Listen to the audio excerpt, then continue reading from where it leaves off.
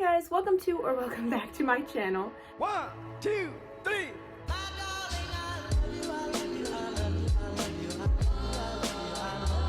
So today's video is going to be controversial, I would say. But before we get into this video, I wanted to introduce you to Ivy. She is my newest member of the family. She's a 3-year-old ball python. My coworkers believe that she is a Mojave ball python. She's 3 years old, but quite small. She might grow a little bit more, she might not. We're not sure yet. She was a surrender to my work, and she's currently on a little hunger strike, so we're trying to deal with that. But she's such an awesome snake. She's so chill, and I love her to pieces. But that's not really what today's video is about. This is like a little introduction to her because I don't want to make a whole video about her. Just because I find that when I make designated videos to meeting an animal, I feel like they're not that long and there's not much to say about reptiles sometimes. So, where are you going? So, I decided to make kind of an educational video on top of like a Meet Ivy video. So, before I get on into this video, I want to ask that you hit the subscribe button if you haven't already, and if you end up enjoying this video, give it a thumbs up. If not, that's totally fine too. But yeah, let's just get right on into this video. So before I start this video, I want to put a disclaimer that this does not mean that ball pythons are not amazing pets, and I don't want this to be the reason why you don't get a ball python necessarily. I just kind of want everyone to kind of be aware of these things, you know, because when you look up best beginner snake, ball pythons are usually number 1 or number 2 next to a corn snake. They are usually the top best beginner snake, and personally, I have a few better options. I have a few in my head that I think would be a little bit better than a ball python, and that will be a future video. That might be the next video, honestly. Oh my. But I just wanted to kind of make this video to kind of educate a few more people. So if you're debating if you should get a ball python or not, I want this video to kind of help guide you. But this is in no means saying that they're bad pets. This is in no means saying that you shouldn't get one. Anything like that. So without further ado, let's just get right on into this video.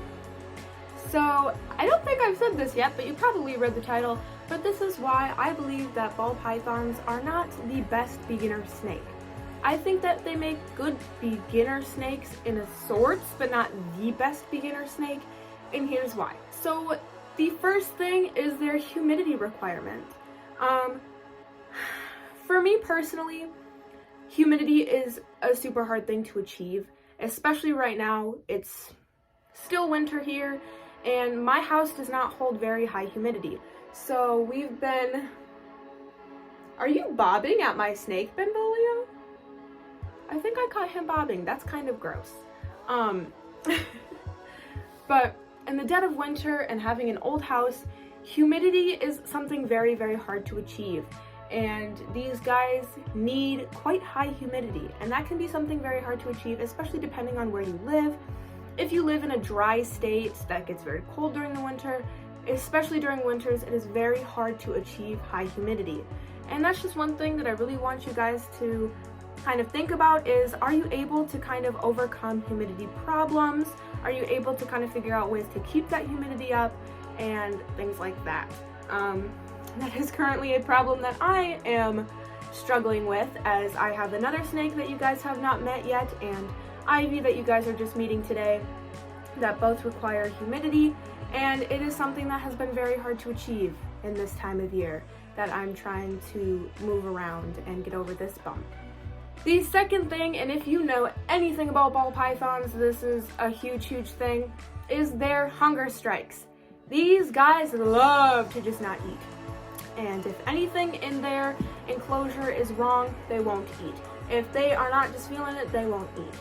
And, you know, that's fine, you know. George, my Kenyan sandboa, the one that you guys have met, she's never given me any problems, but my other snake did not eat last week, but it was just because she was still so new. But this week she did eat, so. But this girl here, she was at my work for about 2 or 3 weeks, has not eaten, and she's come home, and we're gonna try and get her to eat. But I've heard of ball pythons going months and months without eating, and it can be super, super stressful, especially for a beginner snake keeper. That's not really something that is fun to deal with. It's something that's super, super common in ball pythons, especially around winter time. They'll sometimes not eat. Like I said, if anything's wrong in their enclosure, they might not eat. If they're shedding, they might not eat. They're just super, super finicky eaters, and they will gladly not eat at the drop of a hat. So, and I'm just gonna preface, not all snakes are like this, but this girl here definitely is like that, and I know a ton of ball pythons are like that as well.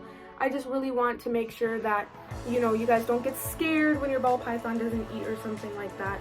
It's super, super common, but that's another big reason why I don't feel like they are best beginner snakes, because, you know, especially if you're used to, you know, dogs or cats that eat every single day and they're glad to eat, and your dog decides not to eat, you're like, oh my gosh, there's something wrong, what's going on? But with ball pythons, sometimes that's the case, where, you know, there might be a medical condition, and sometimes it's not, and it can be super, super stressful and not fun, and that's just the second reason. And the third reason is their size. So ball pythons can get 4 to 6 feet, females usually getting bigger than males, usually hitting that end of 5 to closer to 6 feet, but it's also how chunky they get.